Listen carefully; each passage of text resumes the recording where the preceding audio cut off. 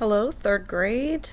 All right, we are going to start lesson 10 today on page 96 in your instruction book. We're just going to be talking about more division and how multiplication and division are connected. We've done a lot of work on that, so hopefully this goes really smoothly for you. So, how are multiplication and division connected? Well, we talked about how they are let me get that working. How they are a fact family. My pen's a little different today, so forgive me if it's sloppy. How they are a fact family, and they work together just like addition and subtraction do. So like 3 plus 2 equals 5, and 2 plus 3 equals 5. But we can also do 5 minus 3 equals 2, and 5 minus 2 equals 3. So we discussed how multiplication and division work the same. We even did that super hard problem that I told you was like 5th grade, because you're going to be making sure when you divide that bigger number is in the front, because that's the number that we're going to be cutting up. And remember how I showed you if you put the smaller number in the front, it makes a fraction, which is something new that we're kind of learning about coming up. But you guys did a great job with that, so hopefully we'll be doing great here. So multiplication joins equal groups, always equal groups, okay? Equal groups to find the total or product. Division starts with a total, which is why the number's bigger, and breaks it up into equal groups. You know how we remember that. Division means cut up into. Okay? So, what happens is you get what's called the quotient. Very important.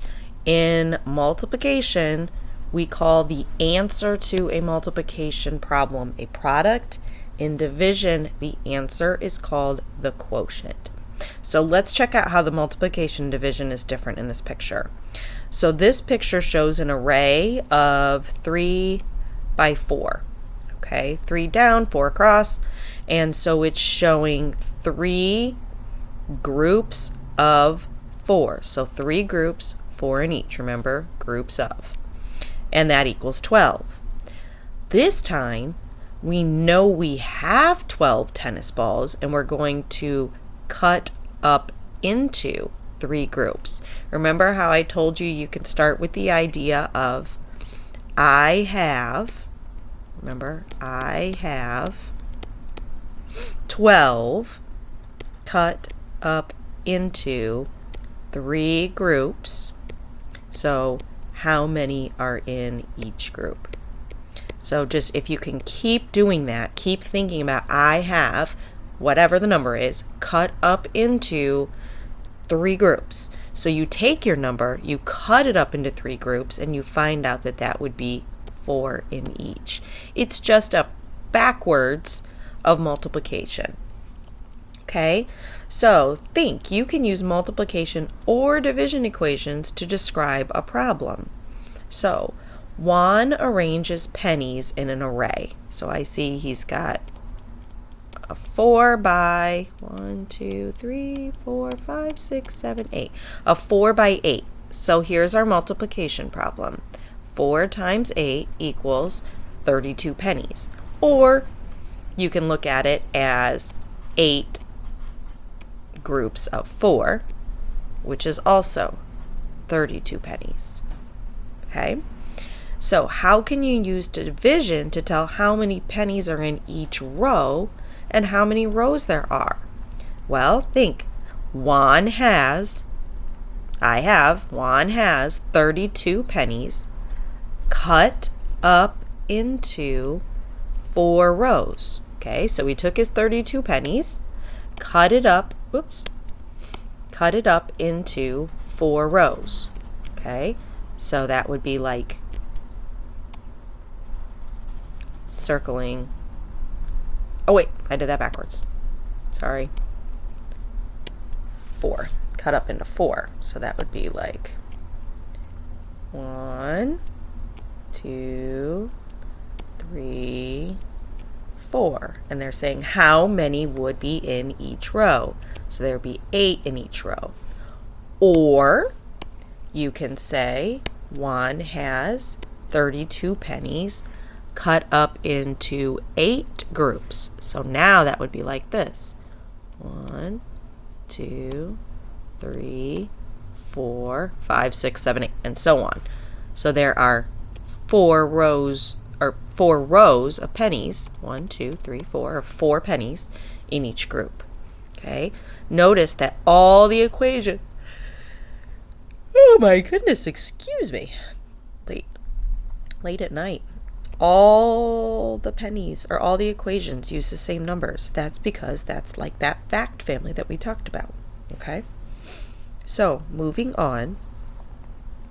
To help you solve a division problem, you can write a multiplication equation that uses the same numbers. So, look at the problem below. Nina buys 20 stickers. Okay, so if we were drawing a picture, we'd draw 20, and I see those are already here for us. So, Nina buys 20 stickers. She puts the same number of stickers on each of 5 pages in her scrapbook. How many stickers does that put on her page? So, notice right here they turned it into a multiplication. 5 times what number equals 20? First, I want to take a step back and say what this would really be like. I have 20 stickers cut up into 5 groups. So remember, you're passing them out. Division is dividing them up, passing them out equally. Remember, equally. So that would be, if we were doing it on our picture, that would be like going, you get 1, you get 1, you get 1, you get 1, you get 1. You get 1, you get 1, you get 1. So you'd have to pass all of these out equally. Now, picture-wise, it would be a mess. But the idea is the same. It's saying every one of these pages is going to get an equal number of pennies. So you'd be passing them out equally until there are none left to see how many were on each page. But remember, this is the same thing as saying 5 times what equals 20. Okay, so you know the total number of stickers is 20. You also know the number of groups, 5 groups.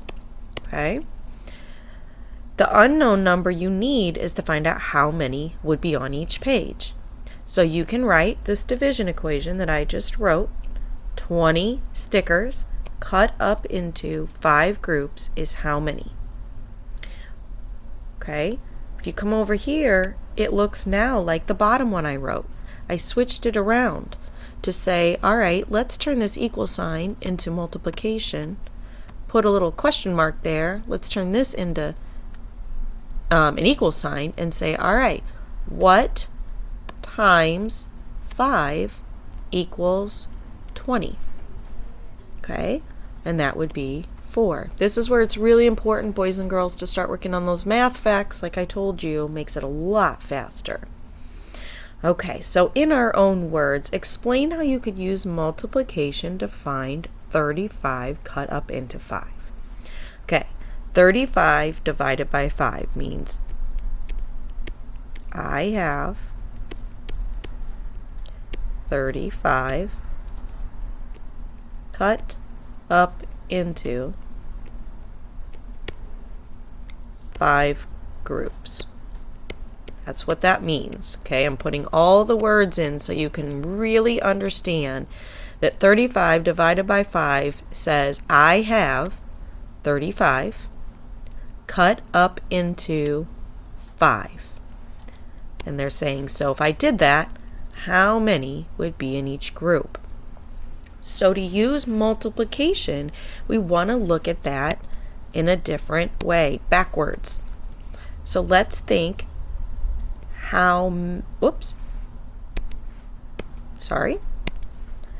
how many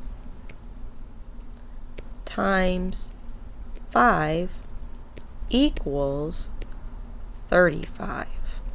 So now 5 times what equals 35? And hopefully you know that quickly, but if not, you should have done a quick 5, 10, 15, 20, 25, 30, 35, and it is 7. So we can use multiplication by saying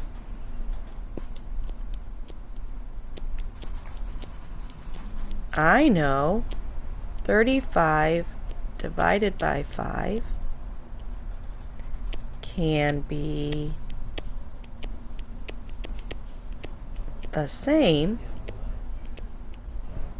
as 5 groups of what equals 35.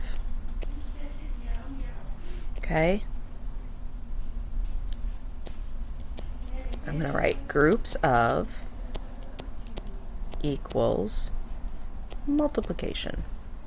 Just a little sidebar for the test lady that might not know that we are smart enough to know that groups of means multiply.